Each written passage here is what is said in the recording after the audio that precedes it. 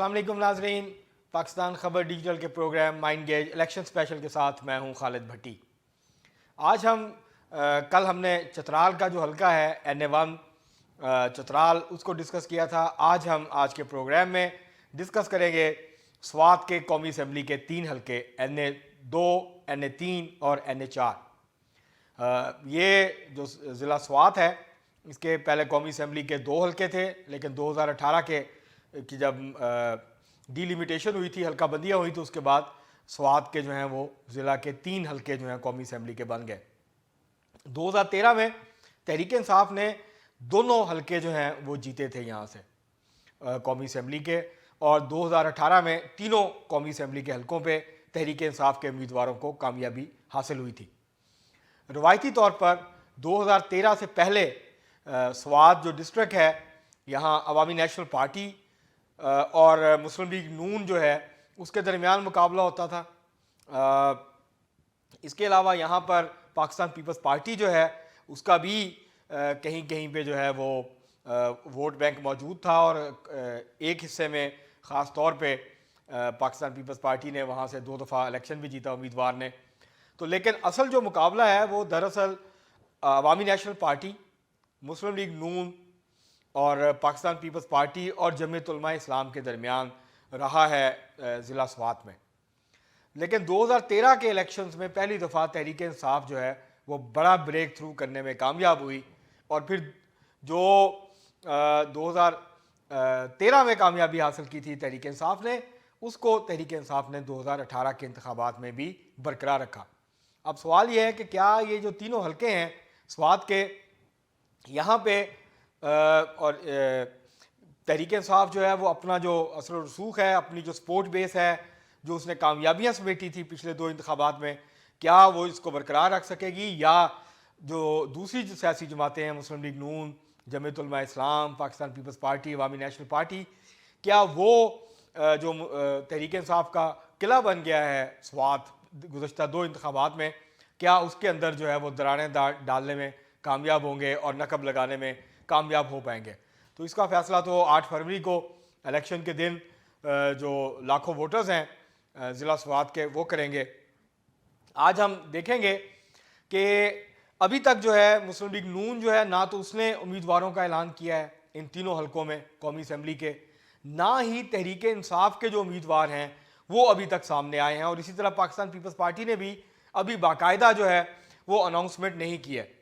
तहरीक इंसाफ के लिए सूरत हाल इसलिए थोड़ी सी मुख्तलिफ है इस दफ़ा कि जो तीनों MN तहरीक इंसाफ के 2018 में कामयाब हुए थे कौमी असम्बली के तीनों हल्कों से स्वात के, वो उनमें से हैदर अली खान पार्टी छोड़ गए। गालिबन वो पाकिस्तान पीपल्स पार्टी के टिकट पर इलेक्शन लड़ेंगे या शायद आज़ाद हैसियत से, अभी ये कन्फर्म नहीं है। दूसरा हल्का जहाँ से NA3 स्वात 2, यहाँ से सलीम रहमान कामयाब हुए थे तहरीक इंसाफ के टिकट पे, वो 2013 में भी जीते थे, 2018 में भी जीते। वो उनके बारे में अभी तक वाज़े नहीं है कि क्या वो तहरीक इंसाफ के टिकट पे इलेक्शन में हिस्सा लेंगे या उनकी जगह कोई और आएगा। इसी तरह जो तीसरा हल्का है NA4 स्वात 3, वहाँ से कामयाब हुए थे मुराद सईद, जो वफाकी वज़ीर भी रहे इमरान खान साहब की जो है वो काबीना में।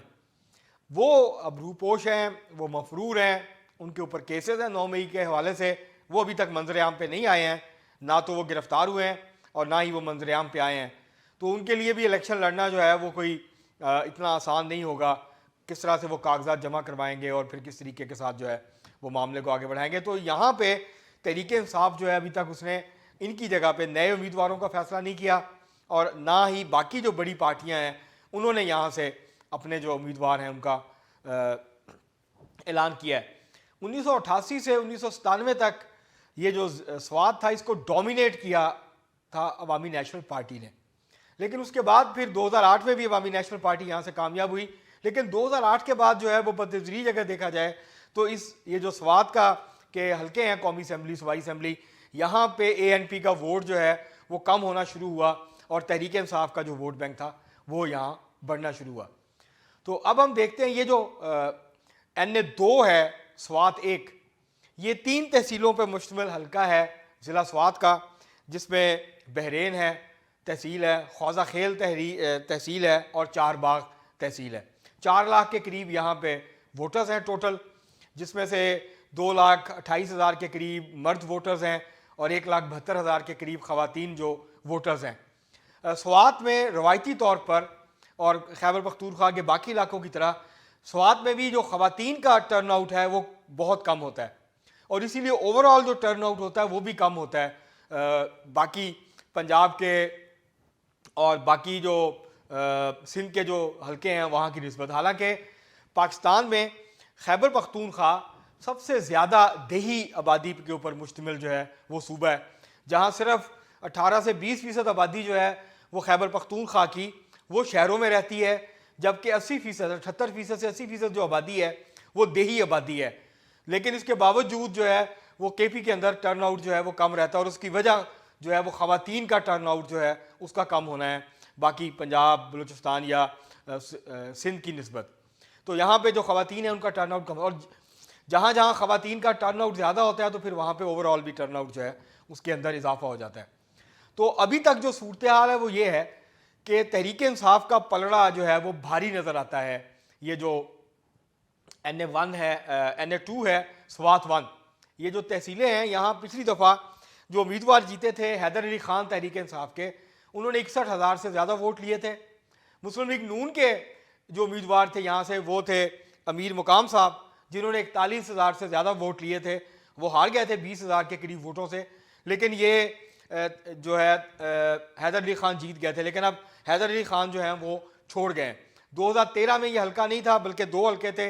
ये जो इलाके इस हल्के में शामिल हैं ये उस वक्त जो स्वात का हल्का था NA29 उसके अंदर जो है वो शामिल था, ज़्यादातर हिस्से जो हैं वो शामिल थे। लेकिन अब जब ये हल्का बना 2018 में तो हैदर अली खान ने यहाँ से कामयाबी हासिल की थी। हैदर अली खान का जहाँ तहरीक इंसाफ के वोट बैंक की मौजूदगी उनकी कामयाबी की वजह बनी थी, वहाँ हैदर अली खान को एक इलेक्टेबल भी समझा जाता है। उनका अपना भी वोट बैंक जो है वो यहाँ मौजूद है। अब देखना होगा कि वो किस पार्टी से जो है वो इस इंतखाब के अंदर हिस्सा लेंगे। यहाँ पर जो है एक वक्त था जब जो अवामी नेशनल पार्टी है उसके उम्मीदवार 25 से 30,000 वोट अमूमी तौर पे इन हलकों के अंदर ANP के लेते थे। लेकिन 2018 में ये वोट बैंक काफ़ी कम हुआ और तहरीक जो अवामी नेशनल पार्टी के उम्मीदवार थे वो महज 14,400 कुछ वोट जो हैं वो हासिल कर पाए इस हलके से।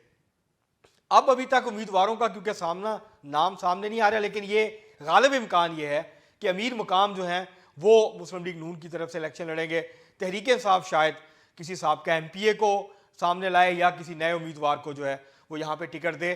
तो इस दफ़ा लगता यह है कि यहाँ एक करीबी मुकाबला होगा, ज़ोरदार किस्म का मुकाबला होगा मुस्लिम लीग नून और तहरीक इंसाफ के उम्मीदवारों के दरमियान। लेकिन जब इलेक्शन कैंपेन शुरू होगी, उम्मीदवार जो हैं वो हतमी तौर पर सामने आएंगे तो फिर सही मानों में जो है वो अंदाज़ा हो पाएगा कि यहाँ पे कौन सा उम्मीदवार जो है वो आगे है और कौन सी पार्टी पीछे। लेकिन पिछले नताइज को जहन में रखें तो तहरीक इंसाफ की पोजीशन जो है वो अभी तक बेहतर नज़र आती है इस हल्के में। इसके बाद जो दूसरा हल्का है वो है NA3 स्वात 2। इस हल्के में भी जो है वो 3 तहसीलें हैं, 2 मुकम्मल तहसीलें हैं जिसमें बरी कोट है, बाबूजई है, जबकि जो कबल तहसील है उसके भी कुछ इलाके जो हैं इस हल्के के अंदर शामिल हैं। यहाँ पे भी 4,20,000 से ज़्यादा वोट हैं इस हल्के में, जिसमें से मर्द वोटर्स जो हैं वो ज़्यादा हैं जैसे बाकी सब जगहों के ऊपर हैं। लेकिन अब ख़वातीन के जो वोट्स हैं उनकी जो रजिस्ट्रेशन है उसके अंदर इजाफा हुआ है माजी की निस्बत, और जो वोटर्स टर्न आउट है ख़वातीन का इस कानून के बावजूद कि जिस हल्के में 10% से कम ख़वातीन का टर्न आउट हो तो इलेक्शन कमीशन ना सिर्फ ये कि उस पोलिंग स्टेशन के ऊपर दोबारा पोलिंग का हुक्म दे सकता है बल्कि पूरा जो हल्का है कौमी असम्बली का उसका नतीजा भी कालादम जो है उसको करार दे सकता है। तो अब ये देखना होगा कि ख़वातीन का जो टर्न आउट है क्या वो बेहतर होता है पिछली दफ़ा की निस्बत या उसी तरह का जो है वो यहाँ पे रहता है। यहाँ से सलीम रहमान थे, 68,162 वोट लेके वो इस हल्के से कामयाब हुए थे, जबकि दूसरे नंबर पे मुस्लिम लीग नून के सदर और साबिक़ वज़ीर आज़म मियाँ शहबाज शरीफ ने यहाँ से इलेक्शन लड़ा था और उनको जमीयत उलमा इस्लाम जो है उसकी हमायत भी हासिल थी। लेकिन इसके बावजूद वो महज 756 वोट यहाँ से हासिल कर सके थे। तो तकरीबन 38,000 वोटों के फ़र्क से तहरीक इंसाफ से जो है मियाँ शहबाज शरीफ इलेक्शन हार गए थे। अब देखना होगा कि यहाँ मुस्लिम लीग नून जो है वो किसको टिकट देती है। और जो जमीयत उलमा इस्लाम के यहाँ से उम्मीदवार थे, उन्होंने आज़ाद हैसियत में यहाँ पे खड़े हुए थे, उन्होंने मुकाबला किया था। वो 16,000 से ज़्यादा वोट जो हैं वो मौलाना हजरतुल्लाह यहाँ से ले गए थे। तो इस तरह ANP के उम्मीदवार ने भी यहाँ से वोट हासिल किए थे। तो लेकिन शहबाज शरीफ जो है वो इस हल्के से इलेक्शन हार गए थे तहरीक इंसाफ से।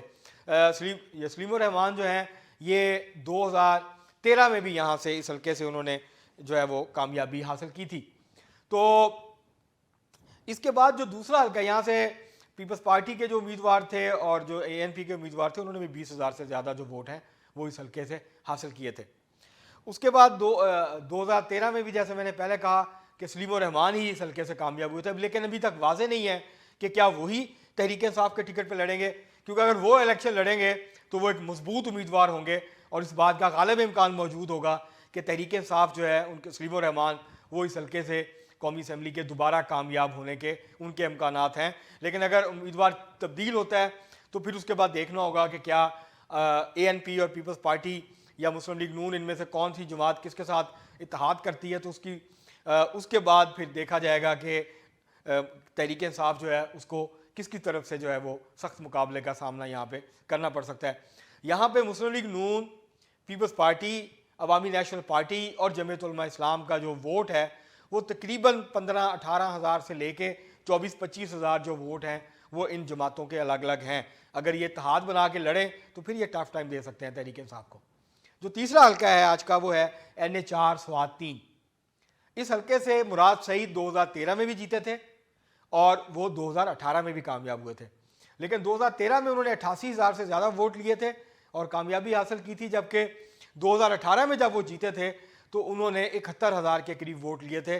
तो कोई 17,000 वोट उनके इस हल्के में 2013 की निस्बत 2018 में कम हो गए थे।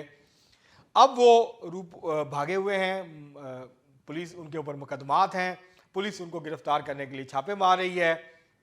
अब ये देखना होगा कि यहाँ पे कौन से उम्मीदवार जो हैं वो सामने आते हैं। और दूसरा मसला तहरीक इंसाफ के लिए यहाँ है वो है महमूद खान, जो साबिक वज़ीर आला हैं। वो 2013 में भी इलेक्शन जीते थे और 2018 में भी यहाँ से सूबाई असम्बली का इलेक्शन जीते थे।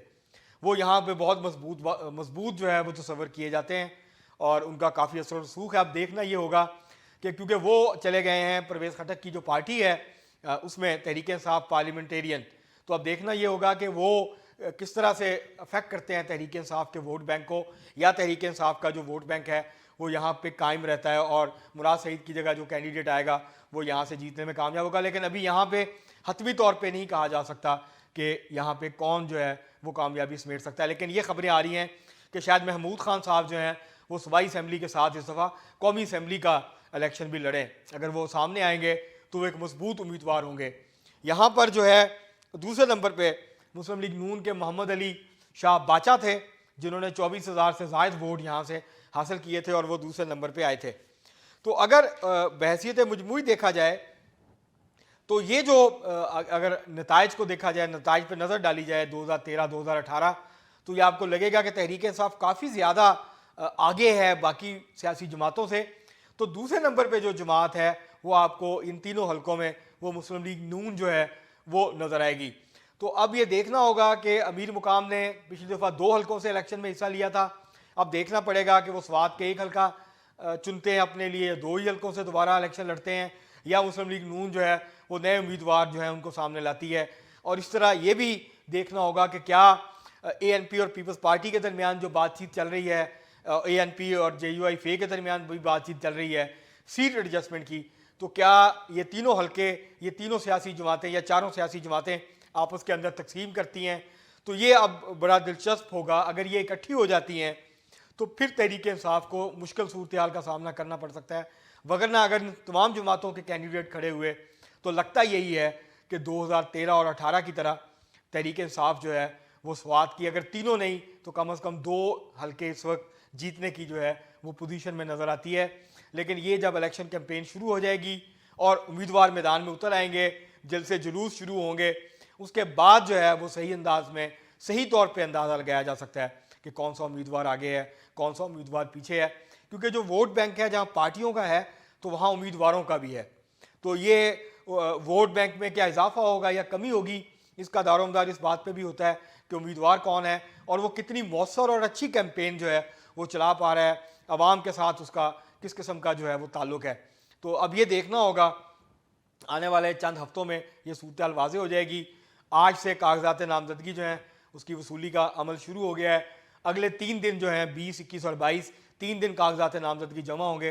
तो जब कागजात के नामजदगी जमा हो जाएंगे और फिर उम्मीदवारों की फहरिस्त सामने आएगी तो फिर अंदाज़ा होगा कि यहाँ पे कौन तहरीक इंसाफ की तरफ से इलेक्शन लड़ रहा है और कौन जो है मुस्लिम लीग नून, ANP, पीपल्स पार्टी और जमीयत उलमा इस्लाम की तरफ से जो है वो यहाँ पे खड़ा हो रहा है। और फिर ये भी देखना पड़ेगा कि कौन सी जमातों का आपस के अंदर जो है वो सीट एडजस्टमेंट हो रही है। तहरीक इंसाफ को इसलिए ज़रूरत नहीं है कि तहरीक इंसाफ के और बाकी पार्टियों के वोट के अंदर फ़र्क बहुत ज़्यादा है, तो इसलिए तहरीक इंसाफ पुरएतमाद है, नज़र आती है कि स्वाद जो है वो एक दफ़ा फिर उसका किला साबित होगा। आज के लिए इतना ही, बहुत शुक्रिया।